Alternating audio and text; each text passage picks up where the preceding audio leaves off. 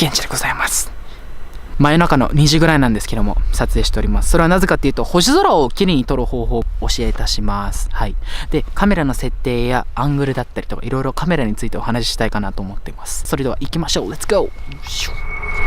はい、ってことで早速やっていきましょう。まず三脚を用意してください。安いやつでもいいんで、 Amazon で売ってる2000ちょいの安いやつでもいいんで用意してください。三脚を用意するっていうのはどういうことかっていうと、星空を撮影する時にはカメラはですね、シャッターを開けっぱなしにするんですよ。で、開けっぱなしにするとどうなるかっていうと、ちょっとしたブレでも写真に影響するんで、その写真のブレを抑えるために三脚は必要となります。それでなんですけども、手で持って撮影することは絶対できないんで、三脚は用意しておいてください。早速カメラの設定に行きましょう。起動した後にまず一つ目、何をしなければいけないかというと、まずこちらのマニュアルモードに設定してください。マニュアルモードに設定しないと設定をカスタマイズできないので、マニュアルモードにしてください。で、その後になんですけども、オートフォーカスも解除してマニュアルフォーカスにしてください。マニュアルフォーカスにして、こんな感じに星、ちょっと見えにくいかもしれないんですけども、星にピント合うところがあるんですよ。ピント合うところに合わせてこちらの方にスタンバイしてください。その後になんですけども、何を設定するかっていうと、こちらの F 値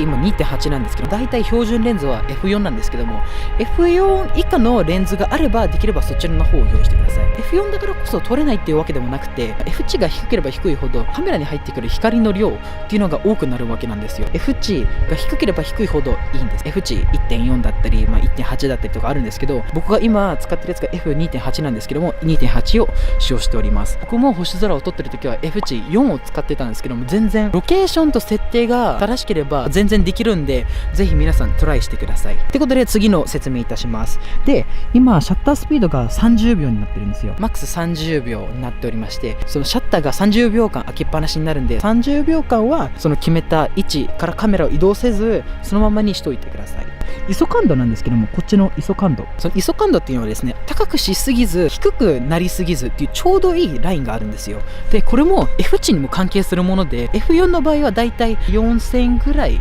から5000ぐらいを目安にして、で今 2.8 になってるんで、 2.8 で今 α7-3 使ってるんで、とりあえず ISO 感度は400で設定しております。もう一つ、その後ケルビン数ってだいたい2000、3000ぐらい、僕もだいたい3000ぐらいでとりあえず撮りたいと思います。ケルビン数っていうのは何かっていうと、その写真を冷たくしたいのか暖かくしたいのかっていうその境目の値になるんで、星空はだいたい青い方がいいんで、今回はケルビン数3000ぐらいにやっていきたいと思います。で、セルフタイムモード今5秒って設定してるんですけど、5秒から10秒って感じで設定しておいてください。これでシャッターを押せば写真を撮れるかなと思います。それではシャッターを打ちます。で、今ちょっとライト消したんですけど、ライトはできるだけカメラの周りから消しといてください。で、それはなぜかっていうと、シャッター開けっぱなしになるんで、そのちょっとした光でも敏感になるんで、カメラはできるだけ周りにある光を落としてください。はいって感じで写真が撮り終わりました。